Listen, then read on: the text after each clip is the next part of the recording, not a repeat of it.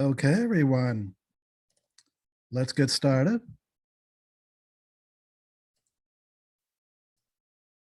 And thank you for joining us today. This is Tansen Fairmont. It is November 27th, 17th, I mean. Get that right? November 17212021. I'll get this right one of these days. We passed 11/11. We're going into 12/12. We're going into an interesting period. We've been in a challenging period on this planet, as you know.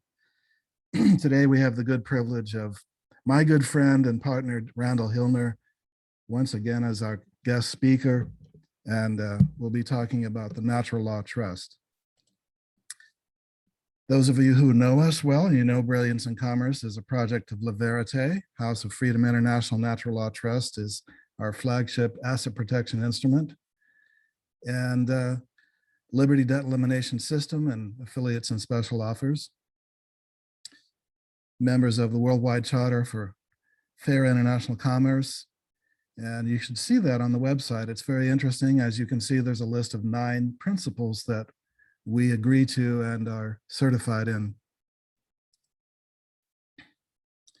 Today being November 17th, and then there will be a holiday season. So we will take a break in December and reconvene January 19th, 2022 for the next trust webinar featuring Randall. And in the meantime, Dominique will continue her monthly trust study group webinars for clients of the trust. And again, welcome everyone. Thank you for joining us. We have a nice group today. So those who have seen us before, you know how to access us through your affiliate. And those who are new or don't have an affiliate, found us on Google or YouTube or something, it's house-of-freedom-trust.com. Click on newsletter sign up if you haven't already, and get the newsletters. And then the phone number 360-200-7521.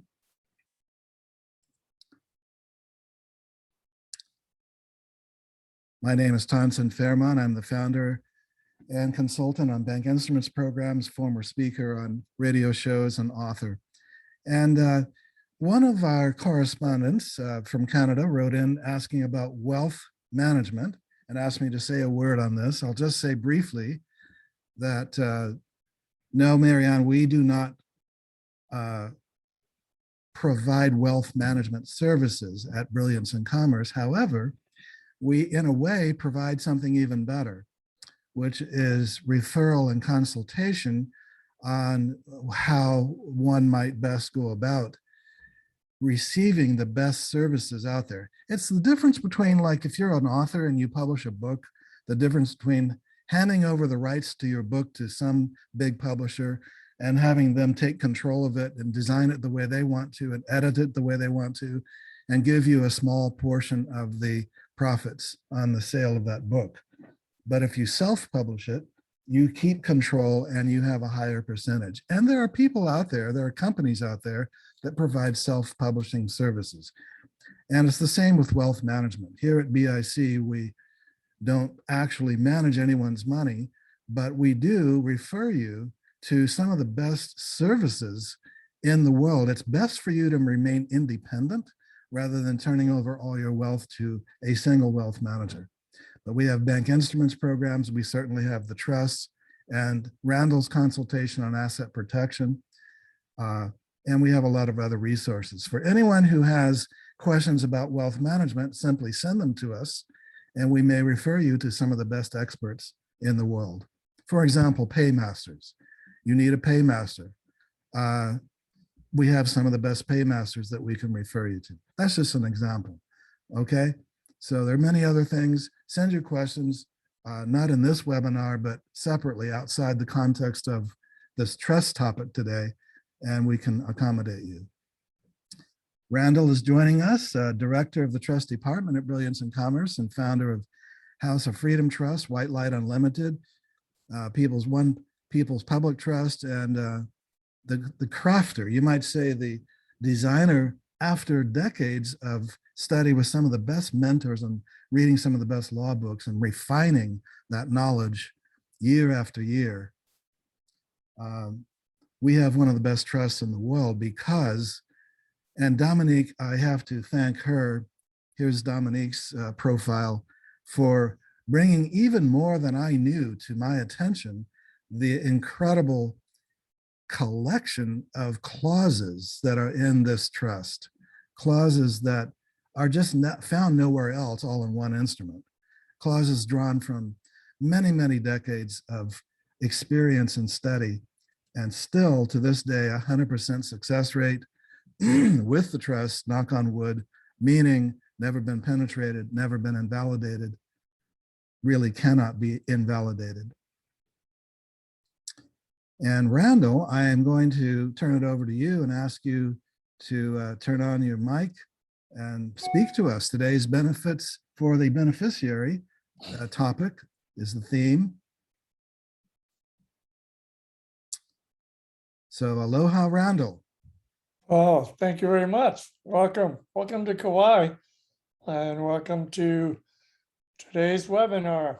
It's a pleasure to be back and looking forward to it. We have another beautiful day on Kauai and I hope you all get the benefit of wherever you live, you having good resources for fine weather yourselves. Today, we're going to work on what it's like to be a beneficiary. What are the benefits and other things? We'll take questions at the end.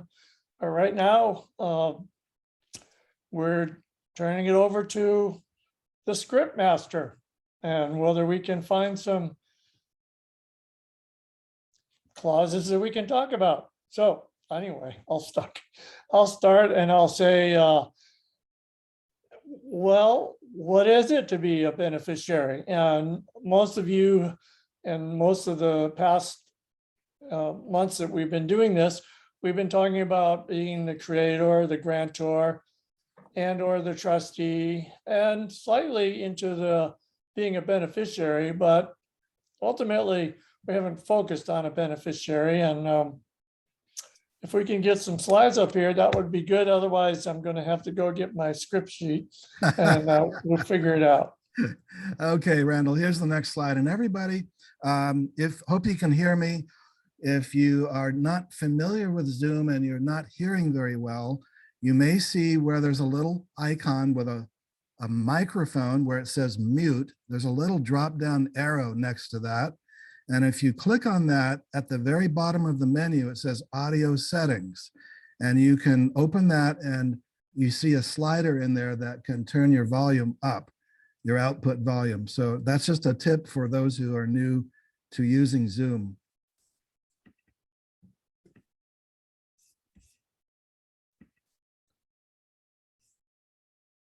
So Randall, yes. Yes, I can't see what's in front of me, so you'll have to sort of direct me. Maybe I should just pull up my script sheet and we'll go from there. What happened? Last time you could see it. If you can enlarge it, it's like there's a whole, I see this brick oven. Look, it looks like we're going to go cook a pizza tonight. And we're supposed to be talking about the benefit of being a beneficiary. And maybe we'll all just get roasted together. Well, anyway. Number one is to create a valid, private, irrevocable trust. The creator must identify one or more beneficiaries. Yes. See that? And this is what makes a trust all come together. It's you have the creator, a grantor.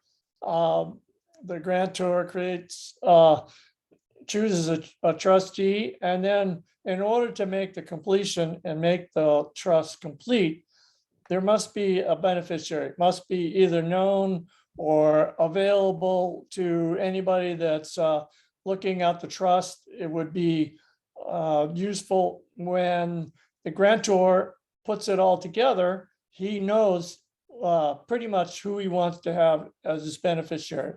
He has to choose a trustee, and then typically in the past, what we have is a couple or a family gets together, and the father has an estate and he wants to make sure his children and grandchildren are going to be taken care of.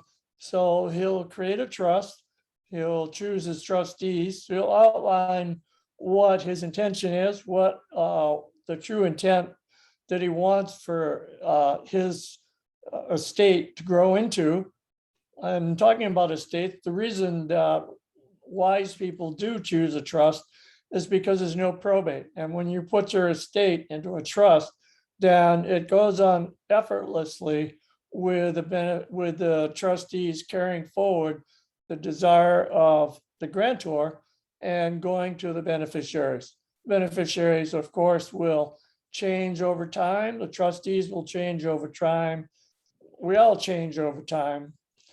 We think we have control on time, but we really don't. Anyway, I but thought you did. yeah, we think we're in control. So we have this beautiful brick oven here, and it's going to hold the essence of what we have in our estate. Okay, I mean, that's a beautiful icon, actually, when you think about it. That the trust holds your estate together and keeps it private. It keeps it well within the means of what the family structure is all about. It allows itself to expand and contract to do all the things that we would do in ordinary life that we would want to do.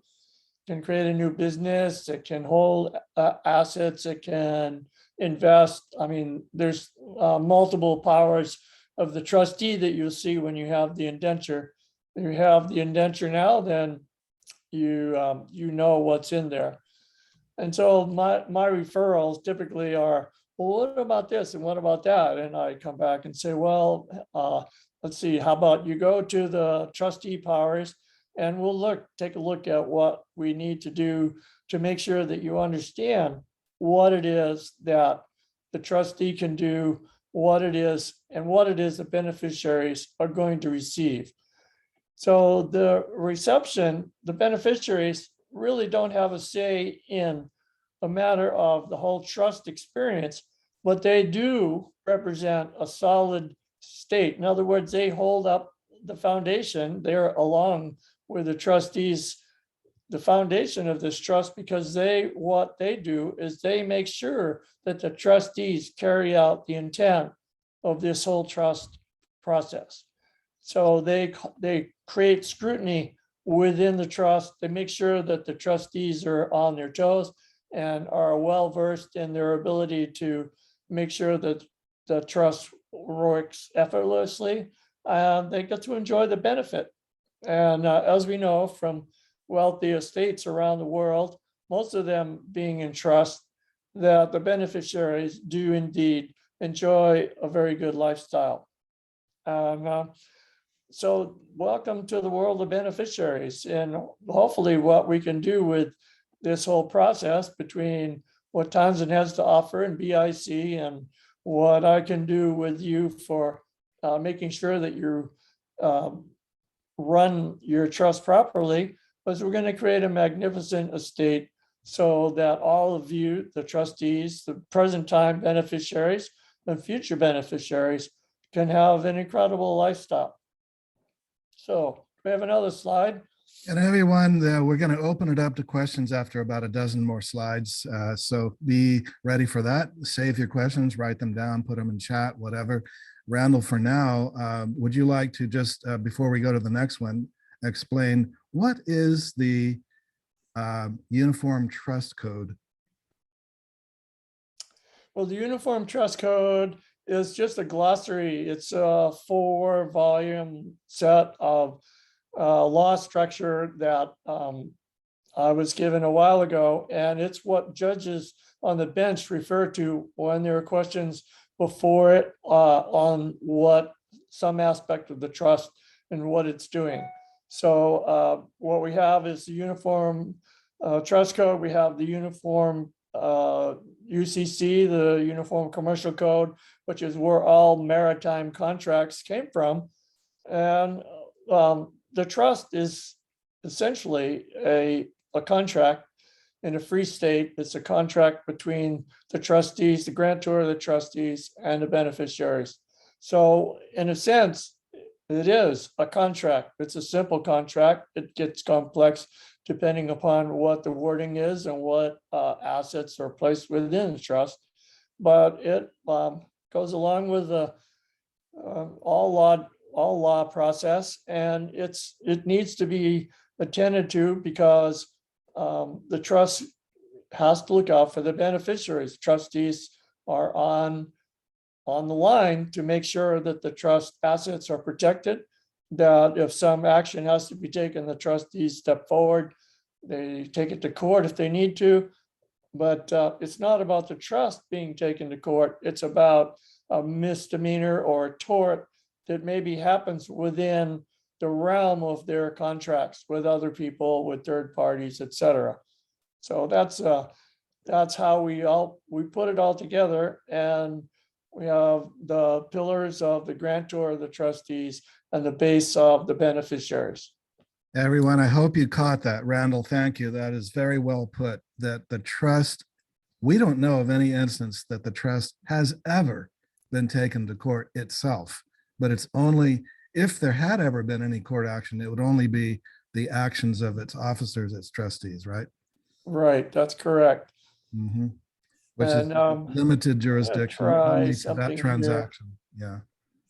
Let me move this down and Want to go to the next one?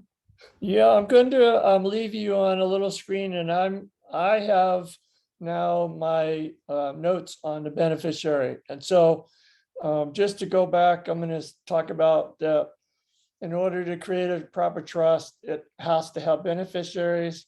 And we just talked about law of trust, Uniform Trust Code, UCC, all provide the essence of how we can back up the trust document that we have.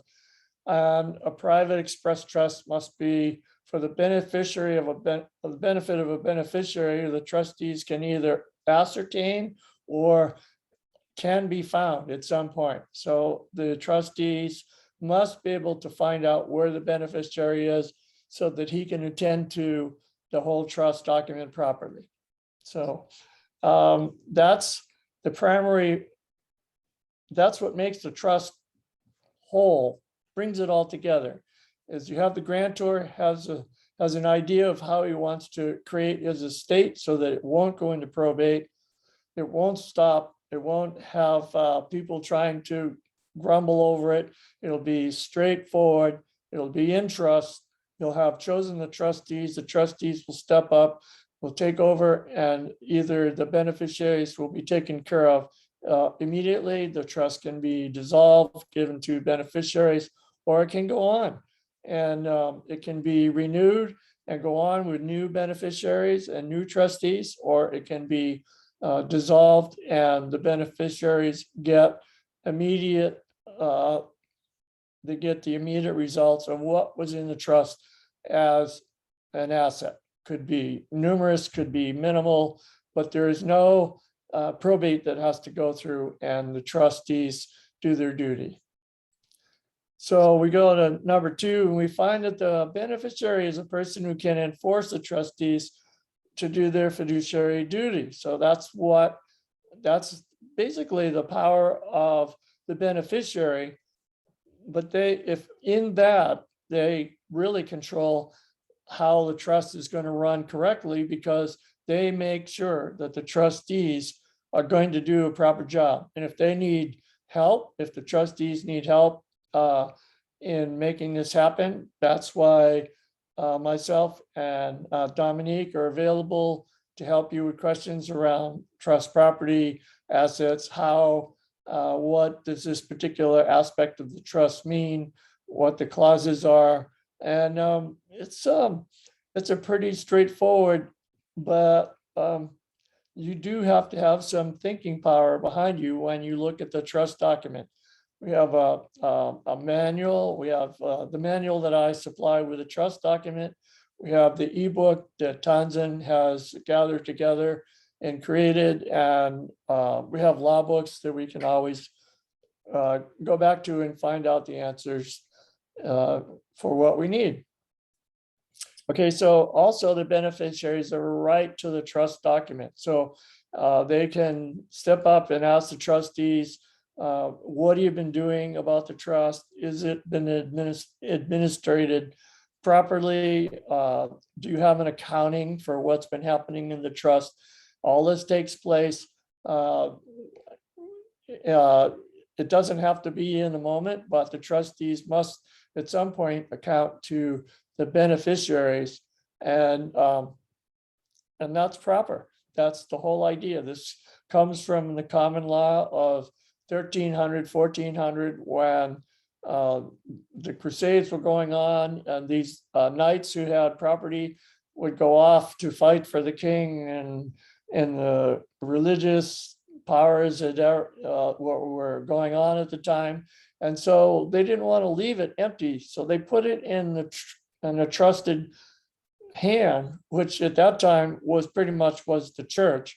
And so the knight would go to the priest or the town patron, whatever he was for the church. And he would say, I'm going off to war, I'm fighting for the king and country, and I want to make sure that this land, this asset that I have, is properly administered. And if I don't come back over a period of time, then the beneficiaries that I leave it to will get to have the use and right to the property and the asset that it represents. So that's what they have. And so it has to be, there's always a question, if I want to be a trustee, can I be a beneficiary at the same time? Okay, so in some sense, if you don't have another non-related trustee, that means that the trust is not, it's not functional, because a person can't hold legal title and equitable title at the same time. So if you're trying to do that in a trust, it won't work. So if you want to be a trustee and a beneficiary, you must have a non-related trustee that can act as an adversarial party and be able to make that separation of ownership, of legal ownership and equitable ownership separated. That's the important thing about how a trust gets the benefit of being a trust, because if you have legal title and equitable title to any kind of property, then and there's a tort, there's a damage, then that damaged party can sue for, the assets that you hold as legal and equitable title. But if you have it separated, if you don't have legal title and you only have equitable title, or you've given equitable title away to somebody, to your family, then there's that separation, and nothing that happens to you can fall in and be taken away from the trust. And that's where the benefit of trust really comes to make sense, so that you have separation between the legal title and equitable title. So there it is. The trustee has legal title and the beneficiary has equitable title. So it gives the trustee, it makes that separation. So the trustee has legal title, a beneficiary can make sure that the trustee gives him his equitable share. He holds the share in whatever assets there are. There may be one beneficiary, there may be multiple beneficiaries. I just had a client today, then there's a couple and they have 3 children. So they're going to be 5 people that will be beneficiaries of this particular trust. And we break it up accordingly. It can be, percentages can be created at the time. They can always be changed. Some people will come and go from the trust. The percentage will come and go. There may be more children that come in. There may be more families that benefit over a 20-year period of time. It could go from 5 people to 10 people or more than that. As we go through time, we know that things are always changing. Okay, so one note that we do is that the trustee can refuse to pay a beneficiary if the trust allows them to do so. So it's, in other words, if the beneficiary is acting inappropriately and he's being sued in an inappropriate manner, the trustee can just take the benefit away for a period of time until the beneficiary decides to get it together and take care of his dirty laundry, so to speak, clean up his mess, and then he would be allowed, he would go to ask the trustees again if he can go back to have some benefit from the trust. And the trustees, of course, have discretionary power. That's what we call it, an irrevocable discretionary trust, because trustees are always at their discretion to pay or not to pay the beneficiary or beneficiaries, depending upon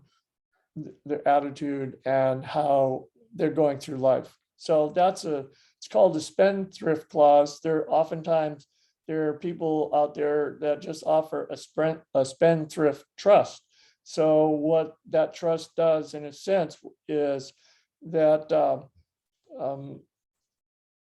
a grantor may have an asset that he wants to have held in trust for a particular child, but the child is adolescent at the time, and he may be in his teens and maybe a little unruly, and so the trustees can withhold any beneficial interest until that person becomes an adult, so to speak, and becomes straightforward, and the trustees can then discern and distribute assets to that particular beneficiary. Randall, are you on point 5? Yes. Okay, can you please recite the point numbers when you go through them? Because I think I missed 3 and 4. I was a bit late. I didn't know when you okay, 3 was a thing that I had struck on our list, but I refigured it on my account. Number 4 was the trustee has legal title, a beneficiary has equitable title. Right. They have that. Okay. We kind And of now we're past down, we those. just did 5 on the spendthrift clause. And now we're getting to number 6. Beneficiaries typically pay taxes on their distributions that they receive from the trust. So in other words, the trust has a decision. It's a discretionary trust. The trustees can either have the trust hold the property and pay potential tax on it if they choose to, or if there is a tax due, or they can distribute to the beneficiaries. Then the beneficiaries would be liable or for the tax or not, depending upon how they are geared toward the income tax. So it's up to the beneficiaries to make sure that if they receive beneficial interest, that they look to see whether they might be liable for a tax or whether the trust has taken care of the tax for them. It's a discretion. Yeah, sometimes the trust will pay the tax, and then what's given to the beneficiaries is free of any kind of tax liability. And that's all up to tax attorneys and that kind. I don't do any of that. I leave it up to those people who like to deal with taxes. Okay, so we're on, we've just done 6. We're on 7. Beneficiary designation provides for immediate transfer of any assets to the beneficiary upon the original owner's death. What this means is that when the original owner of the trust dies and the beneficiaries are next in line, that the beneficiaries can either have the trustees prolong the trust, renew it, and go and keep the process going. Maybe the assets of the trust are in viable money-making processes, so they may be stocks and bonds, and rather than cash out, they want to continue getting benefits of that, or they're in other money-making situations, so they want to keep that going.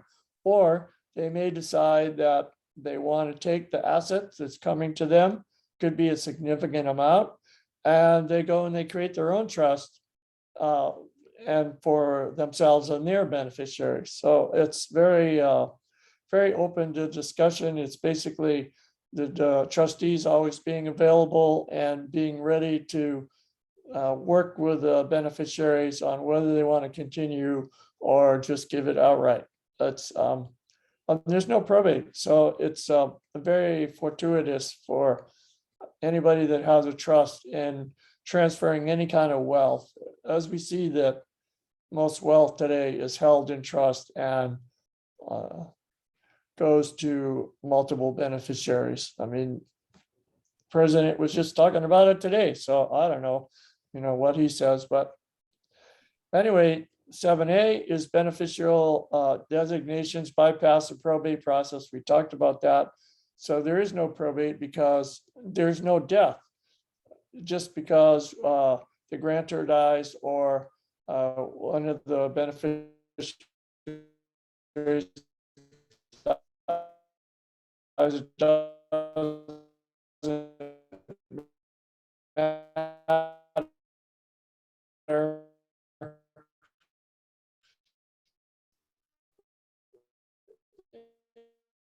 Randall, can you hear me? We lost your signal. You're breaking up. It's involved that they're ready to and take Can you- listeners and go on and do that. Okay, Can you Go please back repeat here. that? You were breaking up. ready with this? Yeah, you're breaking up now too. It said, I got a signal that our internet connection is unstable. There you Let go. me You're back. refresh.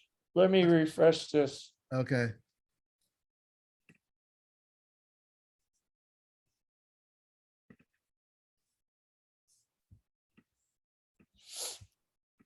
Okay, can you hear me now? Yes, yes, very good. Okay, so here we go again. We're on 7A and we're where the beneficiary designations bypass probate. We talked about that. And are subject to unique federal and state rules. But in most cases, the beneficiary designation overrides a will. So in other words, the grantor may have a small will that has his other assets that aren't in trust. And he has a will, but maybe that the beneficiaries of the trust want to be able to access what the will was going to have, and it's often overridden. So that depends on the court, on the beneficiaries, on how the trustees rule, and also on state and federal rules that are exist in a unique situation. So number 8 is, do you need a trust if named beneficiaries on your accounts? Okay, yes, because it's always a good idea to have a trust to handle your affairs or your assets after death. So that's the whole idea of a trust. As we just talked about, the knights were going off to war. They knew that a lot of them wouldn't come back, probably would never see their children again, but they wanted the assets that they had held so that their assets could provide for themselves and they were taken care of. Naming the beneficiaries of your account ensures that they can avoid probate and overrides any estate planning. So you got to remember that if you create the trust, that it may override an estate planning that you have in place. However, it's much better to have a trust that never dies than to worry about an estate that must go through probate. Okay, a trust will avoid probate and can ensure your estate stays intact.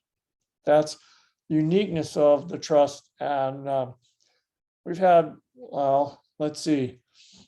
I had a mentor from the 50s. He mentored me all during the 70s and 80s. All the law courses that we've taken over time all led to that. We've had other people come in. At one point, I think I had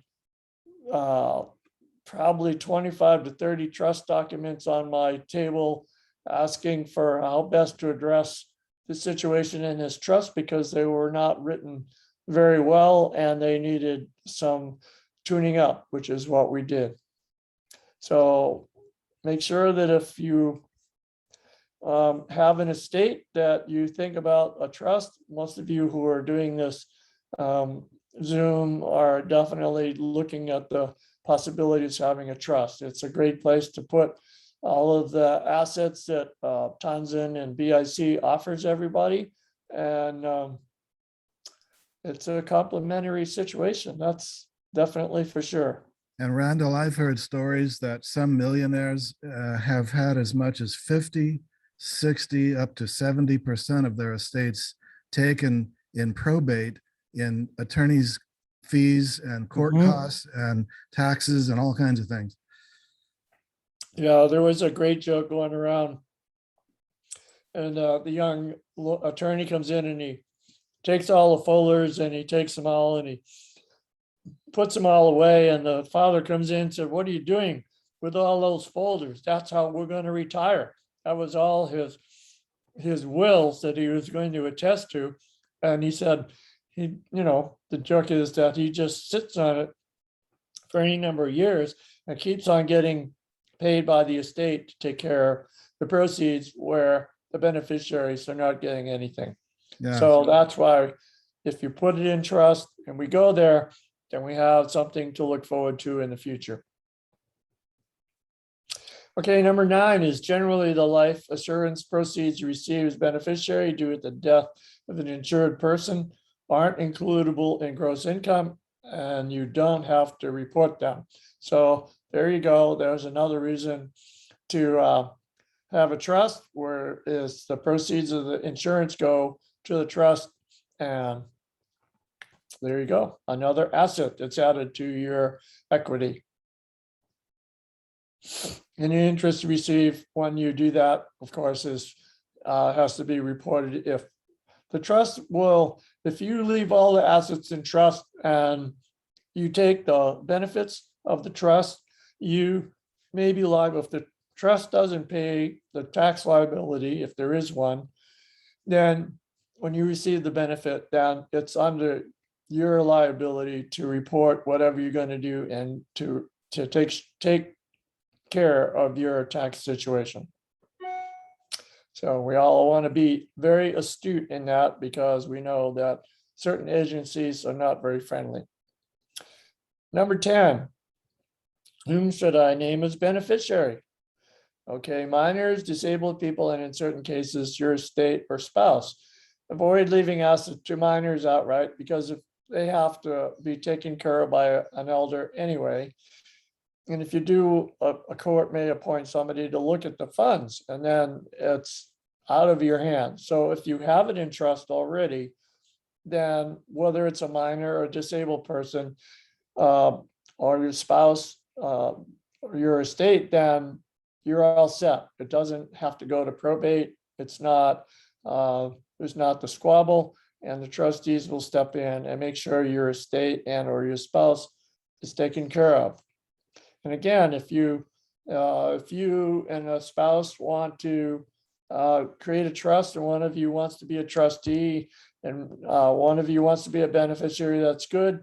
And what happens with that is what I endorse is that you make sure that a second co-trustee is appointed, and that second trustee, the co-trustee, is not related to you or your spouse or any of the beneficiaries in the trust. That's the separation of legal ownership and equitable ownership.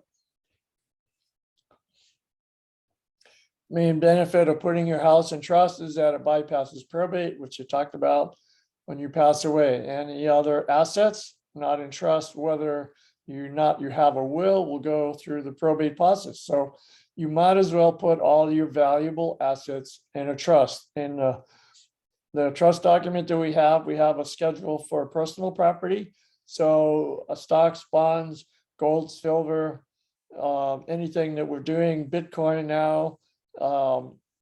If that's all in Schedule A, Schedule B is for any real estate. So you would assign your real estate to the trust. The trustees would take it in. It has to go down to the county recorder, and the name of the owner is transferred from your name to the name of the trust. And that means that the trust owns the property and all your assets, and And then you basically, the only thing going through probate, in fact, if it's less than, I think it's less than a couple $100,000, is there is no probate. But if you don't put enough in there, if you leave some couple $100,000 hanging out, it may go through the probate when your estate goes in probate when you die. So hopefully you'll take all your assets, put them in the appropriate spot, and enjoy a good living. And you understand that your children will also go through a current very good lifestyle. If all affected beneficiaries of the will agree, they can change the way in which the shares go out of the estate. So in other words, during time, some of the beneficiaries may die. Some of the beneficiaries may want to have some or their part of the trust benefit go to them. And so if they all get together, then you get together with the trustees and you can say, okay, we think we'd like to do this. George wants to take his part. I think I want to leave mine in the trust. The trustees, I think, are doing a very good job. And so that's just how you would work it, sitting around a table and making things work. Okay, beneficiaries primarily don't have to pay tax on the money or property that they inherit, with the common exception of money withdrawn for retirement. But some retirement plans, you may have to be responsible for. They won't let them go into a trust and so forth. That's for you and your accountant to go through if you have to do that. The good news for people who inherit money or other property is that they usually don't have to pay income tax on it. So that's the primary benefit of a good trust, well written, which we do, and which you're all capable of acquiring through our process with BIC. So that about sums it up, other than to have questions come. Anybody that's paid attention can send in their questions now, and we'll see what we can do for answers. And if you didn't pay attention, then Yeah. you can ask what can you repeat everything you just said, Randall? Sure, I'll just scroll back down and we'll go through it again. And I think Okay. you recorded it, so anybody can, again, go through it in the Yeah, recording. it'll be posted on YouTube. Yeah, So everyone just click on the raise hand icon, or if you're calling in by phone, you can press *9 if you want to speak.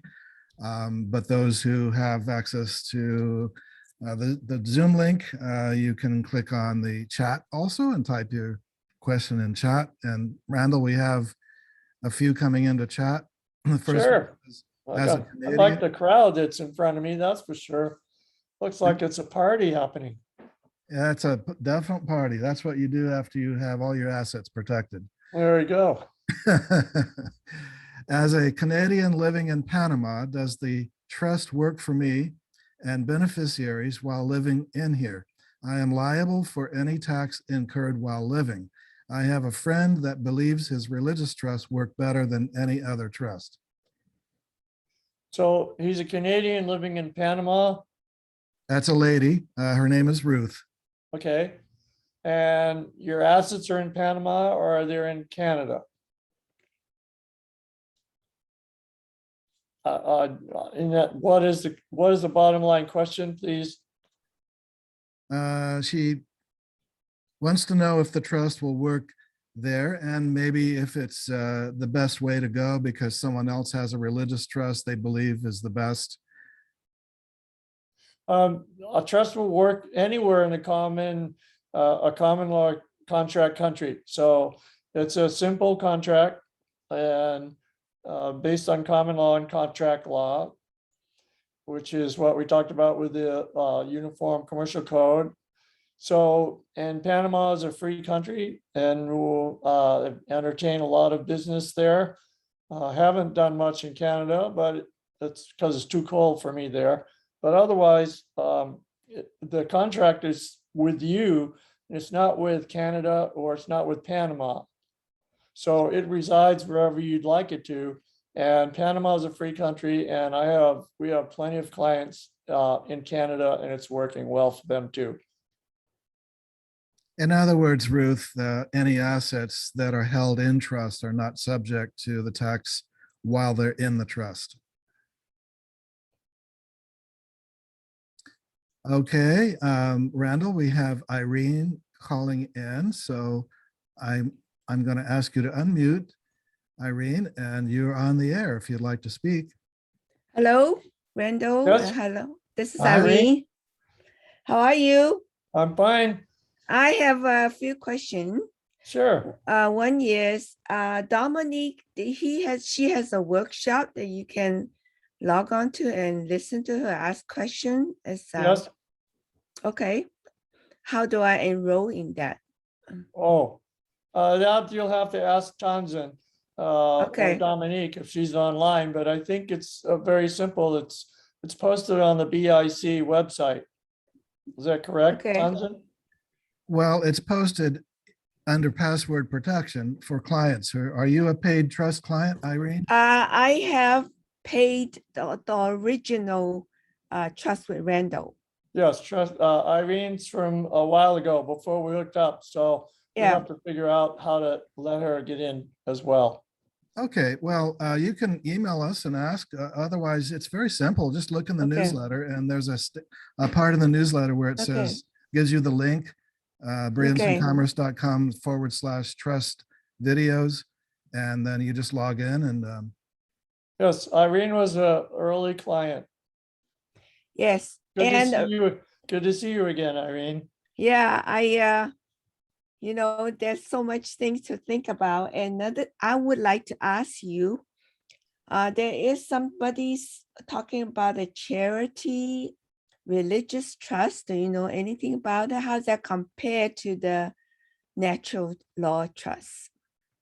I have limited understanding about that, but a charitable trust it's written differently and it's basically set up so that the charity would be the recipient, would be the beneficiary. And so there's no ability for the person or the person's family to be a beneficiary of that trust. It would strictly go to the church. Okay, another question is, may I, before you go on to the next one, Irene, there's Mhm. another point too that's very important. There's a mhm, very, very simple criterion is that these charitable trusts and religious trusts are usually statutory, meaning they're structured under some jurisdiction, some statutes that have been passed in a certain location in the world. mhm. And we prefer the non-statutory approach because it goes on generation after generation. It doesn't change every time new politicians get into office, you see? Okay, that's good. This is another thing kind of I need to be clarified is how legal is natural law trust? How legal? Mhm. Would I It's- like if I've been challenged, do I have any recourse to get help from you or from somebody? Well, Like- yes, we can set you up with anything, but it depends. It's not about the trust.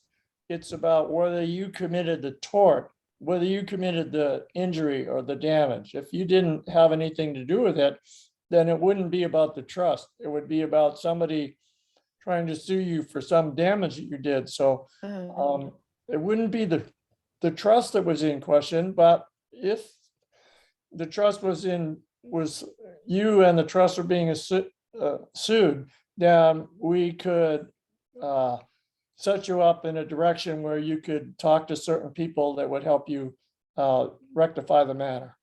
So you do have resource like you can connect me to for like that kind of support, right? Yes. Okay.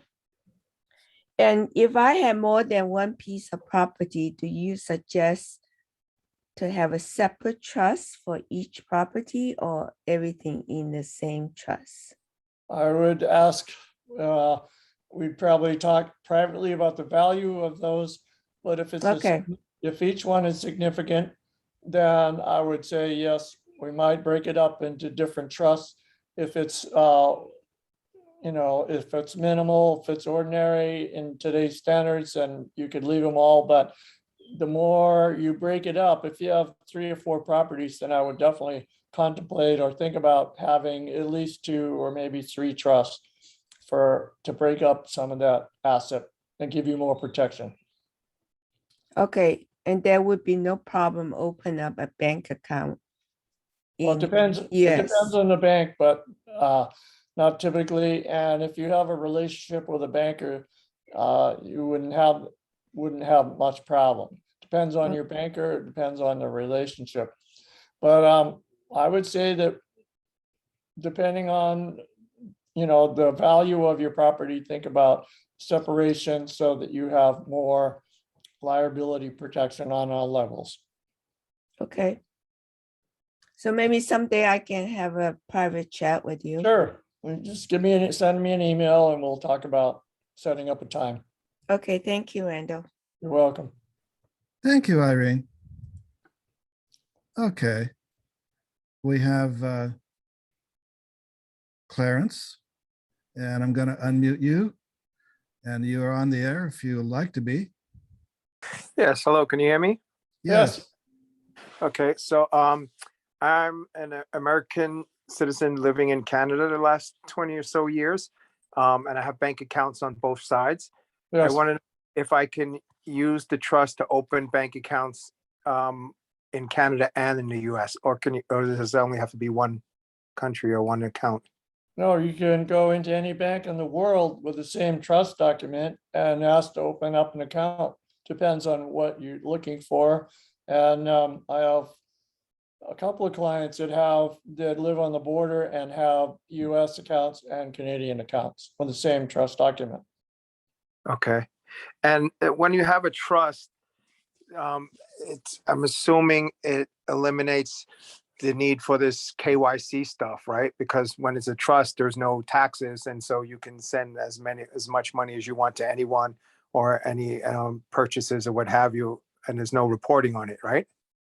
I'm assuming. It depends on the bank. I mean, I have not had an issue with it, but I don't send $100,000 a day off, so I can't say for sure one way or the other. But if the bank knows who you are and they know what business you're doing, then it would be between you and the banker.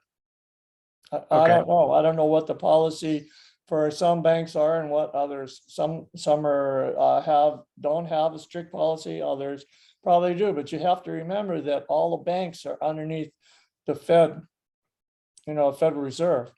Okay.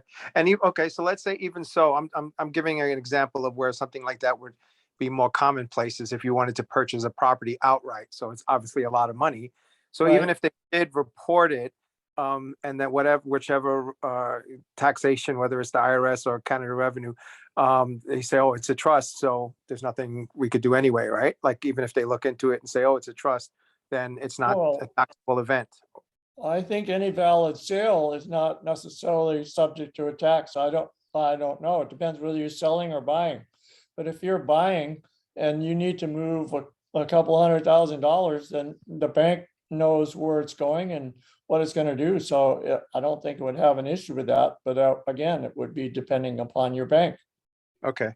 I guess what I'm trying to ascertain is that isn't that one of the main benefits of a trust is that you can buy property and it's in the trust, and so thereby it's not taxable because it's not yours, it's the trust's, and the trust is not a human entity. Maybe I'm confused. Well, I don't see why there is a tax on buying a piece of property. It's usually on a sale. The only tax I know liability would be, if a seller sells a property, then there may be a tax on that particular aspect of it. But as far as sending large amounts of money to buy a piece of property, I don't think there's any, I don't know if it's reported or not. I have not done real estate, so I don't know. Well, Yeah. if I'm not. Clarence, if the trust sells the property and has a capital gain, there's no requirement for the trust to file any report or pay any capital gains tax. But if you're talking about property tax, then no, the trust would not exempt the property from property tax. Okay, so property tax, that's the same or similar as land transfer tax? The property tax goes with the piece of property. It has nothing to do with the sale or buying and selling. It goes with the property, period. So if you buy or sell that property, that tax stays right on that plot of land. There's nothing to do with the buyer or the seller. Right. Okay, and so that means that gets paid either way, is what you're Yes. saying? Yes. Okay. And the same with the mortgage. If you have a mortgage, the mortgage will follow you or whoever holds the mortgage, even though you may sell the property, you still are liable for the mortgage. Gotcha. And as far as investment income that the trust makes, let's say you transferred cryptocurrency or foreign currency, like for the reval, into the trust, and then it reevaluates and or the crypto blows up, then it's not a taxable event to the trust. I don't know whether crypto is a taxable event for anybody right now. And it's up to the trust to decide whether there's that it's required to file a tax return on whatever the gain is anyway. And the same goes for the reval? Yes. Well, I don't know, because if that happens, everything is going to change. Okay, because that's how this was first brought to me, was that through the whole reval community, people started talking about trust, and I started to look into a few different ones, including this one. And the way it was presented was that we need a trust for the reval, but it's sounding like it may be a moot point. I'm a little confused. Well, for one thing, let's say you have all this currency right now, you bought it at a penny on a dollar. It doesn't Right. matter what you bought it at, because what you're going to do is if you put it in trust now, it goes in at the moot value of a penny on a dollar, and it has no value other than whether the reval happens. But when and if the reval happens, then it would only go in at the current value of it, which would be whatever the reval assigns to the currency at that time. So the tax would be moot on that point, because there was no value on the currency to begin with. So the trust or you would have all this paper, and all of a sudden it would have new value to it, but there's no gain, because when you put it in trust, it was a penny on a dollar. It didn't go anywhere. When you exchange an asset into the trust, it doesn't matter what the value is, because you're getting an equitable return on it, because you're going to be the beneficiary. And so there's no gain, no loss or gain. There's just whatever happens when the RV happens. Okay, so let me, if I understand that. Any Sorry. value, like say you get crypto and you put it in trust, it goes in at whatever you paid for it. And if it balloons out, there's only a potential tax if you use it to put in your own pocket. Right.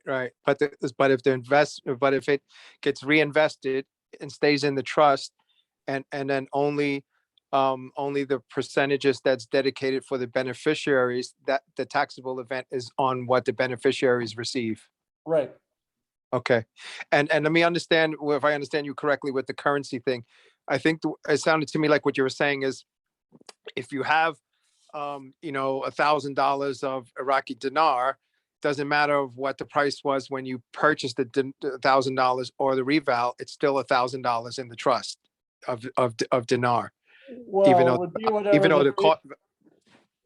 whatever the face value is. But there was no face value to it, even when you put it in trust. Even though it said $1,000 on the dinar, it has no value when it goes in. It's just an equitable value that you receive if the RV happens. And that's something that once I pay for the trust, I work with the writer. They'll better explain that and help me word it properly on the scheduling or whatever, how it goes in. Sure. Well, yes, it would be simple. If you need to do that, then I'm free to answer that more decidedly if that's what you're looking for. Okay. And I didn't have anyone like refer me per se, as I saw something that was put in one of the chats regarding this. And I know I was told when you sign up, they ask if there was anyone that referred you. So there is no one that's referred, like, can you just say, oh, it's the person who referred me is the person who I'm speaking to, who started answering my questions when I sign up? Like, Sure, yeah, don't worry about that. Just say, I'm new. I didn't have anybody refer me. I just heard about it. I want to come in. I listened to Randall speak and I listened to Townsend, and just asking how to be more involved. okay. And if you're doing the payment plan, we can set up the schedules, and I understand the partial articles. So then that stuff can be transferred over to the trust until the trust is full. And then once the Yes. trust is full, then you can open the bank account. But Yes. with the initial fee, we can start adding assets to the trust, correct? Yes, Okay, sorry for taking up so much of your time. Appreciate no it. Thank you. worries. Your understanding is very good, Clarence. All right, thank you. Thank you. Okay, we have area code 323. You can please unmute, and if you would like, if you're ready, you're on the air. 323 area code. And here I am. Yes, I sir. have a CRT and it is statutory. However, this particular one, there is no auditing, no reporting. I am the trustee. There is no grantor because properties can come in from any source. There are no beneficiaries because it can go out to any source without making a list. I keep it very squeaky clean. And Okay. I also, the land assets coming in, I'm learning how to patent the land, which is also an insulation against outside busybodies. Right, And also working on a sovereign trust in which I will go through an attorney to handle that. That's kind of a Native American based. But there are ways of skinning a cat, so to speak, and I'd like to share it with you. I'm also working on a crypto thing, and I'm learning about it. I'm still a newbie. No, I'm still a newbie, an older guy, blind guy, but still a newbie. Do you have a And that question is for looking Randall, to- sir? I'm sorry? Do you have a question for Randall? We have a lot of people with a lot of questions waiting. Thank you for your time. Goodbye. Okay, sorry. Yeah, sorry about that. We thank you so much for joining us, but we want to get on to everyone who has questions here. Okay. Joy is asking, would there be any issue, legal or otherwise, with listing either the beneficiaries or grantor's physical address as the physical address for the trust? no. I just had that question yesterday, a PO box or your home address, whatever is most convenient for you. When I first got to Kauai, we didn't have mail service, so I've had a post office box since, 20, 30 years ago almost. They didn't have mail service when I lived there in '84. You had to go to the Yeah. PO. Yeah. And then she goes on. The mail, they didn't have shoes for the mailman. I bet they had All I surfboards. could find was slippers. Where are I my bet slippers? they had the surfboards. Yeah. Okay. Email. Joy continues, specifically regarding opening a merchant account with a credit card processing company that requires a physical address. And again, Joy, I think Randall gave the answer that it can be any address of your choice, right? Sure. There was a mail stop service that I used in Sausalito back in the 70s because they catered to the boat guy. People were cruising around the world in the boat, and they would hold their mail for them and send it to them as a package when they got to a certain place on the world. So yeah, a good mail service works, or your home address works fine. Your PO box will work as well. It doesn't really matter.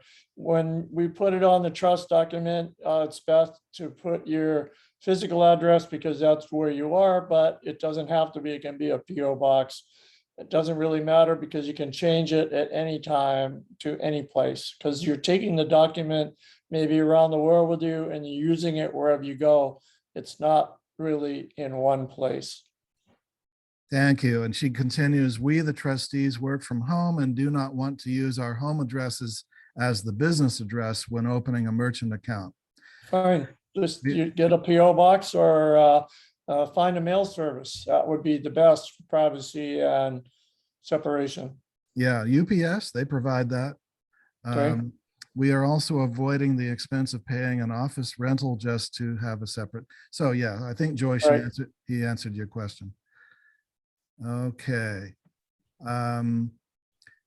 This person with a number for a name said, I read on the IRS website that an abusive trust can be punishable by imprisonment of up to 5 years.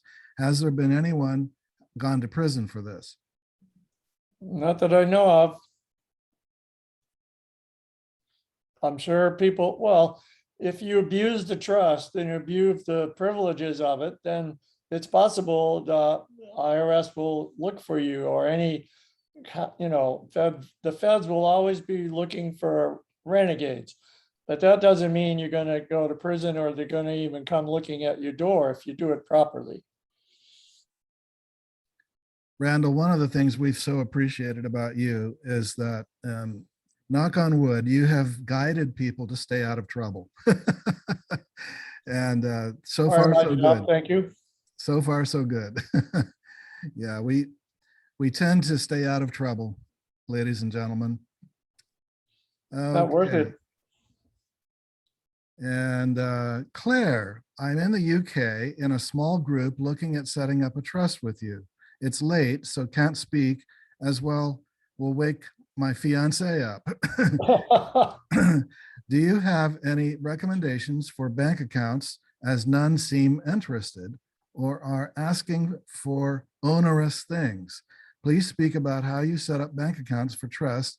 Plus, am I correct in thinking that I wanted the trust to pay me a salary, monthly amount?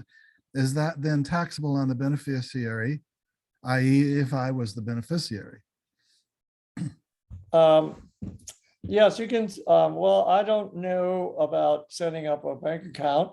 I wouldn't want to wake your boyfriend up, but there are ways to do that. And you can drop us a note at BIC and tell us your situation and we can respond. But if you took a salary from the trust, then you may be liable for that tax. If you're involved with the system and you're paying tax, then yes, that would be considered income to you. It's very important, Claire, and everyone who is listening, to please do not attempt to inquire with banks about opening an account for these trusts until you are a trust client with Brilliance and Commerce. Because with the trust comes the instructions on how to do so. Yes, We've had people who jump the gun, and before they have the instructions, they go and start talking, and they don't use the right language. They don't use the right words. They don't tell the bank the proper things. And they don't have a trust document. You don't have the trust document. So you gotta follow those instructions. There are words you should use, words you should not use when you talk to a bank about this trust. And that will, raise your chances of success for getting the account Right. open. Okay, Jim writes, is it possible that some beneficiaries don't know that they are a beneficiary? Typically, no. It can be if they've never inquired. They could be a long lost uncle that has them as a beneficiary, and they may receive a check in the mail. But typically, when you're a beneficiary, you probably would know.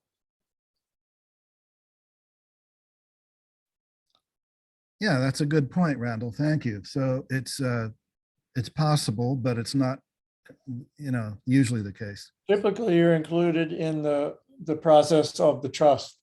Right. Claire has one more question. Also, please, can you give your opinion, expertise on this? If you have a mortgage property, can that be put into a trust? And if so, how? And do you have to inform the lender? Yes, you're basically going to assign it to the trust. you're going to tell the lender that your intention is to put it in trust. You intend to pay the mortgage yourself or keep the mortgage in whosever name it is. And then you have to go to the county recorder and transfer the title from you to the name of the trust.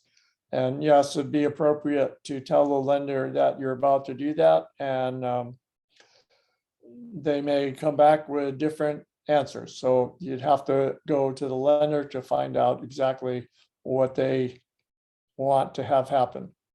And Claire says, can the equity be put into a trust? Equity would go into the trust with the property.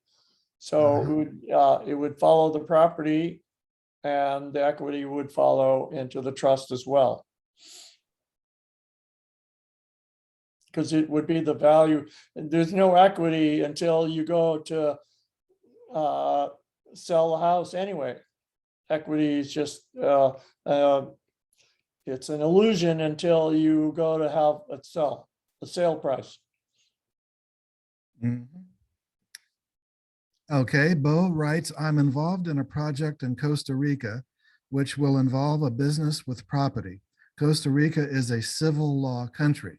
Can a common law trust be formed for the business and property in Costa Rica under civil law? Well, if they honor a common law, if they honor contracts, it may be under civil law, but if they allow for contracts to happen, which I'm sure Costa Rica does, then you would be able to have this common law contract, because it's just a simple contract between three people, and it doesn't matter where it goes as long as they honor contracts, which I'm sure Costa Rica does. So Bo, my question to you is, have you read the trust ebook? Downloadable off the website, because it's explained very well in there that you use the phrase under civil law. Right. The Brilliance in Commerce House of Freedom International Natural Law Trust is not under any statutory law of any country. It's what Randall said. It's contract law, which is universal. It's worldwide. Correct. It's reflected in the UCC. Okay. And most every country honors that. So it is not going to be under your country's legal system. All right. Although you can cite, as Randall, you do cite in the trust, the local common law of the area that the person wishes to put into it. Well, if it's in the US, I quote the Constitution, but if it's outside the country, I just take that out. And it's up to the client to inquire on what their local understanding is about having creating Contract a law. contract. I'm sure Right. you can contract anywhere in the world. Right. I mean, US goes to China and creates multiple contracts. That's what all big business does. That's right. So that's why it has to be worldwide. Hans writes, is there a maximum amount of funds you recommend to put into a one trust? For example, 500 million, or would you fund several trusts? Well, that much money, I definitely have a multiple trust. You'll want to expand, so I would say yes. You'd want to have a number of trusts for that so that you can break it up. And $500 million, what are you going to do with that unless you got a wealth manager to work with it anyway? Unless you're a financial genius. If it's all in one account, then that account might have to be in one trust. But yeah, if you can put your eggs in different baskets, it tends to protect it more. And Ruth,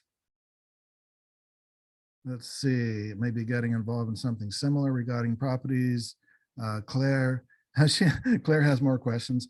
If I transfer a property, mortgage-free or not, from my own ownership into the trust in the UK, we pay stamp duty, which is a percentage of the property value. If you either buy a property, the buyer, new owner pays. So if I sold my property to a limited company, even if I am director of the LTD, I'd still have to pay the stamp duty. So if I sold the property to the trust, would the trust have to pay the stamp duty as the new owner? Somebody's got to pay the stamp duty. It's like property tax here in the US. Somebody's got to pay the property tax, goes with the property. So it's either a stamp tax or it's a property tax. So that's not a sales tax or a capital No. gains tax, right? It's a property, it goes with the property. It's what each government does in their arena to, tax the individual owners of particular property. Right. Best have it already paid before transferred into the trust then. Well, even if there's a transfer of property and there's a stamp duty on it, then it would have to be paid by somebody. And Ruth says, no one has explained the cost of the trust or IBC. Well, Ruth, that's because this is not a sales presentation. This is an educational webinar. So the price and all that would be on the website. So wherever you found the link to the website, go there and you'll see the price for purchasing. And Marianne says, I was just about to say to Clarence, great student. Joy says, great, thanks. Claire says, thank you, gotcha, much appreciated. Bo says, yes, I understand about Costa Rica. Marianne, since I've had my trust, I now have 2 beautiful grandsons. Congratulations, Oh. Marianne. Is it Marianne from Quebec? From Uh-huh. Quebec? I believe so. Piedmont, is that in Quebec? Oh, that's her last name. Okay. With the information given about minors, I am questioning if I still can appoint UBIs to my grandchildren or wait till they become adults. Well, you can do it. You can grant them beneficial interest now, but if you cut a check to them, it has to go to their parents or their guardians anyway. So however you want to do it, but yes, you could put them in as beneficiaries. Because you were saying earlier in the webinar, Randall, that minors should not be beneficiaries. There's no need for it because it goes with the estate. It goes with the people that create the trust. So it's not good to have them as beneficiaries because you can't send them a check anyway. It has to go to the guardian. So there's no need to have them as beneficiaries. They can be future beneficiaries when they come of age. I was going to ask that. Yeah, could you specify like this person becomes a beneficiary at the age Right. of 18 or something like that? Right. Okay. All right. And Clarence, we'll get to you in a moment. You have more questions, but some other people are writing in too. This person with a number for a name says, when you make your trust a partner in your existing business, do I have to pay taxes on the portion transferred into the partnership? That would be a local question, but I can't see any reason it would be. I've done that before where there's a partnership. Well, we have an LLC and the trust becomes an owner or part owner of the LLC. There's no tax liability until any kind of distribution happens. Yeah. Okay. All right. And Clarence, you're on the air if you want to add more to the topic. Yeah, just a few more things came to mind. So, is the trustee needed in person when opening up the bank accounts for the trust? Typically, yes. Only asking because the people who I have in mind that I trust for the trustee are like in different states and Yeah. even and so that means anytime something needs to be done where the trustee has to come up, like fly up to the bank. Well, not necessarily. Let me put a little add-on. I've had it before, and you operate with the bank, and if one of the trustees is in New York and you're in Canada and you go to the bank and you facilitate a bank-to-bank three-way call, and the trustee is in a bank on the call, and you're in one bank on the call, and the paperwork has all been done electronically before you have this call, then typically I've had people be able to open up accounts that way. Yeah, they're doing And then- more and more things remotely now because of Right. lockdowns and all that. Oh, that makes a lot of sense. But in that case, does it have to be like meeting the same bank, like, It would Chase it? depend on, it would just depend on the banks and what kind of relationship you can set up, but I think from bank to bank, they're, I don't know, you'd have to ask. Okay, and And Clarence, is there yeah. some reason, pardon me, is there some reason that you would not want to be trustee yourself? maybe, yeah, maybe that's another question that clarifies a little, because I keep hearing some confusing information. So I was told you have to be the trustee has to be at arm's length from the guarantor. And if I originally own the property or currency or what have you, I'm the guarantor, and then I'm giving it over to the trustee, and I was told I can't give it over to myself. If you Guarantor give to it to, if you give it to the trust and there's a co-trustee that's not related to you, then you could fill that position. So if I'm the But guarantor, if you're the grantor, yeah, you can't be a grantor and a trustee and a beneficiary. So if you were gonna turn it over to the trust, then you would need to have a friend and a family member be trustees, co-trustees, and you would have to be just the beneficiary. You can't wear all three hats. You right, can't okay. You can't So be the creator and trustee Right. and a beneficiary. But you could have a nominee grantor sign for you to agree to be the. Yeah, but it's hard to transfer the property if he doesn't own it. Okay, So because ideally I would like to be one of the beneficiaries as well, to have an ongoing income as Sure. well as my children. So that's why I was thinking I'm the guarantor, I'm giving it over to a trustee, and I'm also the beneficiary, right? So I could be the guarantor and a beneficiary, right? That's correct. And so the trustee, you're saying it can be a family member? I thought it couldn't be. If you have a family member and a non-related friend, then you could do that. Somebody has to be non-related as a trustee. Okay, and even though one is a family member, one is not related, can the family member be the primary trustee though, just carrying out my? Well, there's no primary trustee. I can put it down that you're the executive trustee, but you both have to agree to do the decision that is made. So it's working together. I guess what I was kind of alluding to is a scenario where one person is doing really more all the legwork, and the other trustee really is more or less like a backup and a co-signer on everything. But if I need someone, If that's what you want to have, you can do that, but basically you want to have two people that are willing to work together. There's not a lot of work involved Yeah. anyway. It's not like a physical labor thing where you go out and do a lot of work. Once you set up the trust, transfer of properties happened, agreement on how much you're going to get as a beneficiary, then that's all done. It's all taken care of, and you're just waiting there to receive a check every month. I guess this scenario I was kind of thinking of was that, like let's say my sister is the trustee, and I also want her to get an income from it as a trustee. Yes, But the co-trustee is needed just for legal purposes.